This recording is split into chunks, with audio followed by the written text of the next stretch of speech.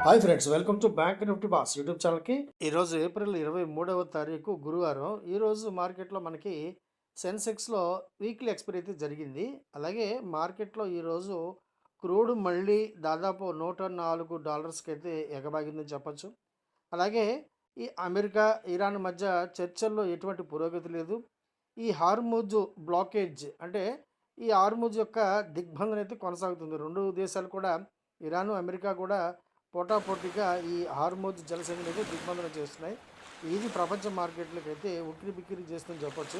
Hormuz ఈ జలసంధిని తిరిగి సాధారణ స్థితికి తేవడానికి కనీసం 6 నెలలు పడుతుందని చెప్పి మన ప్రెసిడెంట్ ట్రంప్ గారు చెబుతున్నారు.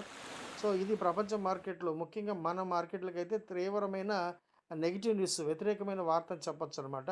అలాగే ఈరోజు మార్కెట్లో వరుసగా మూడో రోజు కూడా నష్టాల్లోకి జారుకున్నాయని చెప్పొచ్చు. నిన్న ఒక 800 పాయింట్లు, అలాగే ఈరోజు ఒక 900 పాయింట్లు సెన్సెక్స్ అయితే కోల్పోయింది. సో టోటల్గా ఇప్పుడు ప్రపంచ మార్కెట్లు అన్నీ కూడా ఈ ఇరాను అమెరికా చర్చల మీదే ఆధారపడి ఉన్నాయి. ఎంత త్వరగా శాంతి ఒప్పందం జరిగితే అంత త్వరగా మన మార్కెట్లకి అయితే రిలీఫ్ రావచ్చు. కాకపోతే అది అంత ఈజీ కాకపోవచ్చు. నేటితో ఇజ్రాయెల్ ప్రారంభించిన అమెరికా సపోర్టుతో ఇజ్రాయెల్ ప్రారంభించిన ఇరాన్ మీద యుద్ధం అయితే 50వ రోజుకి చేరుకుందని చెప్పొచ్చు. కాకపోతే ఇప్పుడు ఇజ్రాయెల్ చాలా సైలెంట్ అయిపోయింది. ఇప్పుడు ఈ పీఠముడి అమెరికా మెడకైతే చుట్టుకుందనమాట. ఇప్పుడు ఎంత త్వరగా వీలైతే అంత త్వరగా ఈ యుద్ధంలోంచి ఏదో విధంగా బయటపడాలని చెప్పి మన ప్రెసిడెంట్ ట్రంప్ గారైతే ప్రయత్నిస్తున్నారు. కానీ ఇప్పుడు ఇరాన్ మొండికేస్తోంది. అమెరికా మెత్తబడినా కూడా ఇరాన్ ఇప్పటికిప్పుడు యుద్ధాన్ని ముగించే దశలో అయితే లేదు. అటువంటి ఆలోచన కూడా చేస్తున్నట్టు లేదు. సో ప్రతిరోజు కూడా అమెరికాకి ఎంతో కొంత సవాళ్ళు విసురుతూనే ఉంది. అందువల్ల ఇప్పుడు ఈ హార్మోజ్ జలసంధిలో మాత్రం ఇరువురు కూడా పోటాపోటీగా బ్లాకేడ్లు పెడుతున్నారు.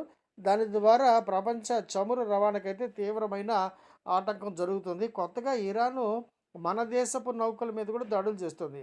అది కొంచెం విచిత్రంగా ఉందన్నమాట. అందువల్ల మనకి క్రూడ్ పరంగా మాత్రం చాలా పెద్ద ఎత్తున నష్టం వస్తుంది మన ఆర్థిక వ్యవస్థకి. అందువల్ల మార్కెట్లు మాత్రం చాలా కన్‌ఫ్యూజను, అలాగే చాలా నెగెటివ్ మైండ్ సెట్‌తో ఉన్నాయని చెప్పొచ్చు. ఇరాన్‌తో మళ్ళీ విడత శాంతి చర్చలపై డొనాల్డ్ ట్రంప్ గారైతే ఒక అప్డేట్ అయితే ఇచ్చారనమాట.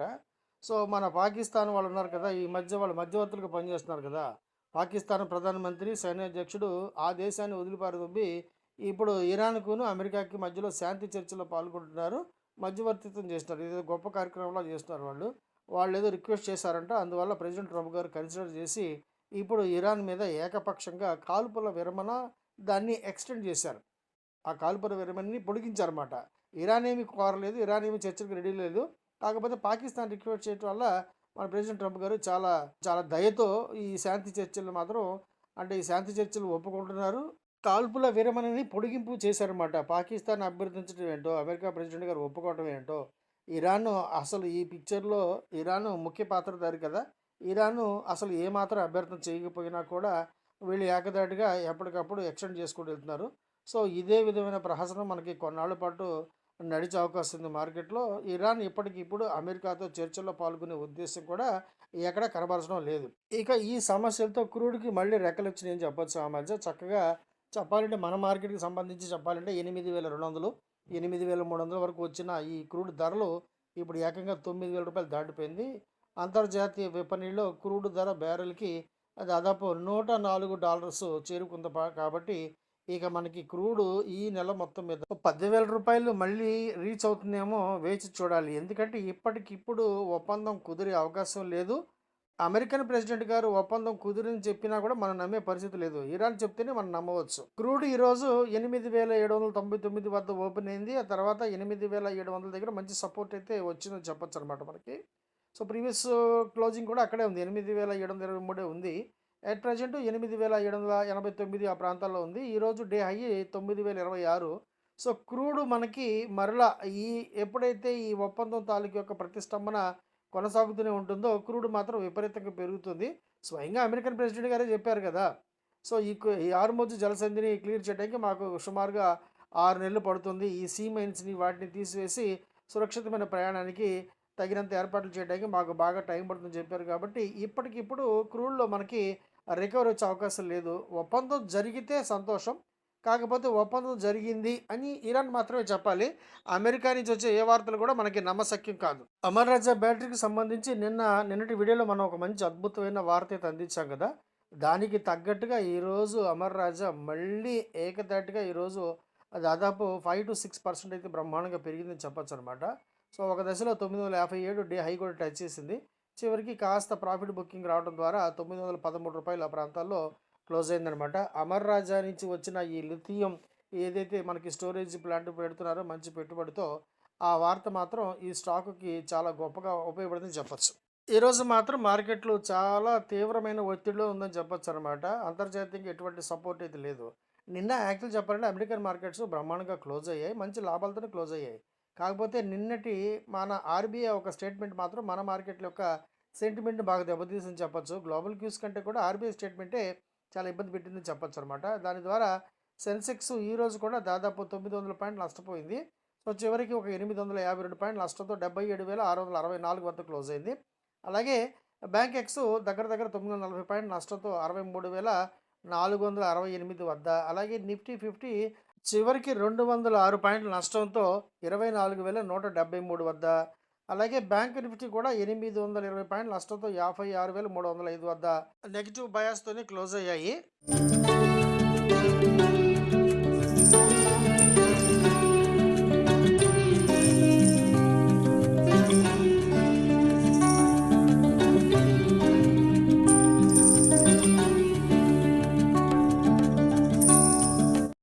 ఈ gold coin dropping manifestation music మీకు బాగుందా? నచ్చిందా? సో, ఇది మార్నింగ్ టైం వినండి. చాలా రిలాక్సింగ్‌గా ఉంటుంది. యోగా చేస్తున్నప్పుడో, లేదంటే ఏదైనా ధ్యానం చేస్తున్నప్పుడో ఇది హెడ్‌ఫోన్స్‌లో పెట్టుకొని చక్కగా వినండి. సో, పాజిటివ్ వైబ్స్ చాలా బాగుంటాయి. ఇది నేను రెగ్యులర్‌గా వింటాను. ఇది సరదాగా చెప్పాను. మీకు నచ్చితేనే వినండి, లేకపోతే లేదు. ప్రాబ్లమ్ లేదు. కాకపోతే ఈరోజు మార్కెటు అంత కన్‌ఫ్యూజ్‌గా ఉంది. అంత కంఫర్ట్‌గా కూడా లేదు. ఒక స్టాక్ ఆప్షన్ అయితే తీసుకున్నాను చివర్లో. బాగా పడినప్పుడు. అది రేపు చూద్దాం అది ఏం చేస్తుందో, లాభాలు తెచ్చిపెడుతుందో, ముంచుతుందో తెలీదు. కాకపోతే ఈరోజు చేసిన ఒక చిన్న ట్రాన్సాక్షన్స్ కొంచెం మంచి లాభమే వచ్చిందని చెప్పొచ్చు. కాకపోతే పుట్ సైడు ఈరోజు కూడా వెళ్ళలేకపోయాను. అది మేజర్ డ్రాబ్యాక్. పుట్టు వైపు వెళ్ళుంటే ఈరోజు లాభాలు బీభత్సంగా ఉండేవి. సో, ఈరోజు చేసిన వాటిలో నిఫ్టీ 24,300 కాల్ చేశాను. దీంట్లో మనకి రూ. 7,657 వచ్చింది. నిన్న హెచ్డిఎఫ్సి ఏఎంసీ కాల్ ఒకటి క్యారీ చేసాము. అంత పెద్ద పెద్ద లాభాలేం రాలేదు. రూ. 750 ఎంతో వచ్చింది. సో, ముందు బ్రతుకు జీవుడు అని చెప్పి ఎగ్జిట్ అయిపోయాము. ఆ తర్వాత హిందుస్థాన్ జింక్ ఈరోజు పెద్దగా మూమెంట్ అయితే రాలేదు. ఫస్ట్‌లో పర్లేదు బాగానే వచ్చింది. రూ. 16 వరకు వెళ్ళింది కానీ, ఆ తర్వాత రోజంతా పడుతూనే ఉంది. రూ. 9, రూ. 10 రేంజ్‌లో కూడా వెళ్ళిపోయింది. సో, చివరికి రూ. 11.50 ఆ ప్రాంతాలు వెళ్ళింది. పెద్ద లాభాలేం లేవు. కాకపోతే నో లాస్ నో ప్రాఫిట్‌తో మనం బయటపడ్డాం అనుకోండి. హ్యాపీ. సో, ఇవి ఫ్రెండ్స్ ఈరోజు మార్కెట్‌ని షేక్ చేసినవి, అలాగే మూవ్ చేసిన వార్తలు మీకు అందించే ప్రయత్నం అయితే చేశాను. ఈ వీడియో మీకు నచ్చిందని చెప్పి భావిస్తున్నాను. నచ్చితే కనుక తప్పకుండా లైక్ చేయండి, షేర్ చేయండి. రెగ్యులర్‌గా మంచి కంటెంట్ పొందడం కోసం మర్చిపోకుండా మన ఈ యూట్యూబ్ ఛానల్‌ని సబ్స్క్రైబ్ చేసుకోండి. అలాగే నోటిఫికేషన్లు ఆన్‌లో పెట్టుకోండి. అలాగే మీకు కనుక స్టాక్ మార్కెట్ పట్ల ఎటువంటి ఆసక్తి ఉన్నా, స్టాక్స్ ఇంట్రాడే, లాంగ్ టర్మ్ లేదా షార్ట్ టర్మ్, అలాగే ఇంట్రాడే స్టాక్ ఆప్షన్స్ లేదా ఇండెక్స్ ఆప్షన్స్, అలాగే పెన్నీ స్టాక్స్, అలాగే క్రూడెడ్ కమోడిటీ వీటి పట్ల మీకు ఏమాత్రం ఆసక్తి ఉన్నా కూడా వీడియో చివరిలో మన లింక్ ఉంది. టెలిగ్రామ్ ఛానల్ యొక్క లింక్ ఉంది. ఆ లింక్ ద్వారా మాత్రమే సంప్రదించి వివరాలు పొందవచ్చు ఫ్రెండ్స్. మీకు ఎటువంటి టిప్స్, రికమెండేషన్స్, కాల్స్ అయితే ప్రొవైడ్ చేయబడవు. పూర్తి ఆసక్తి ఉంటేనే నన్ను సంప్రదించండి ఫ్రెండ్స్. వీడియో చూసినందుకు thank you very much. Thank you. Friends, నేను సెబీ రిజిస్టర్డ్ కాదు. నాకున్న బ్యాంకింగ్ ఎక్స్పీరియన్స్ ఎగ్జాక్ట్‌గా 25 ఇయర్స్ ఒక జాతీయ బ్యాంకులో సీనియర్ మేనేజర్‌గా, అలాగే నాకున్న స్టాక్ మార్కెట్ యొక్క ఎక్స్పీరియన్స్ మోర్ దెన్ 35 ఇయర్స్ ఇప్పుడు. ఈ ఎక్స్పీరియన్స్‌లో నేను చూసిన, నేను పడిన అనేకమైన కష్టాల నుండి, నష్టాల నుండి, నేర్చుకున్న గుణపాఠాల ద్వారా, నాకు నేనుగా స్వంతంగా డెవలప్ చేసుకున్న అనేకమైన టెక్నికల్స్ ద్వారా నేను మీకు ఎడ్యుకేషన్ మరియు లెర్నింగ్ పర్పస్‌లో నేర్పించే ప్రయత్నం మాత్రమే చేస్తున్నాను. సో, స్టాక్ మార్కెట్‌లో ఇన్వెస్ట్‌మెంట్‌కి దాదాపు ప్రతి సెగ్మెంట్ కూడా ఎంతో కొంత రిస్క్ అయితే ఉంటుంది ప్రపోర్షనేట్‌గా. అలాగే ఆప్షన్స్ 100% రిస్క్‌ని కలిగి ఉంటాయి. ఇవన్నీ దృష్టిలో పెట్టుకొని వీటికి సిద్ధపడితేనే మార్కెట్‌లోకి ఎంట్రీ తీసుకోండి. నచ్చితే గనుక ఇక్కడ ఉన్న టెలిగ్రామ్ ఛానల్ యొక్క లింక్ ద్వారా నన్ను సంప్రదించి కేవలం సబ్జెక్ట్ నేర్చుకోవడం కోసం మాత్రమే నన్ను సంప్రదించండి. ఎటువంటి కాల్స్, రికమెండేషన్స్ అయితే ఇవ్వబడవు. కేవలం సబ్జెక్ట్ నేర్చుకోవడం కోసం మాత్రమే నన్ను సంప్రదించి ఈ వీడియో లింక్ ద్వారా వివరాలు పొందండి. వీడియో చూసినందుకు once again thank you very much. Thank you.